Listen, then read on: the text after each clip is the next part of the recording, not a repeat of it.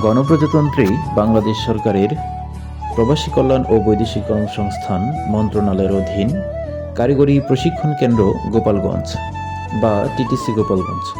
এখানে বিভিন্ন কোর্সে প্রশিক্ষণার্থীগণ প্রশিক্ষণ নিতে আসেন এবং প্রশিক্ষণ শেষে বিদেশে যান বা চাকরিরত আছেন। তার মধ্যে ওয়েল্ডিং কোর্স অন্যতম। আজ আমরা দেখব ওয়েল্ডিং কোর্স করে একজন প্রশিক্ষণার্থীর কর্মসংস্থানের অভিব্যক্তি। আসসালামু আলাইকুম, আমার নাম মোহাম্মদ আরিফ শিকদার। আমি Gopalganj Gunapara TTC welding course অ্যাসেস প্রকল্প পঞ্চম ব্যাচের একজন প্রশিক্ষণার্থী ছিলাম।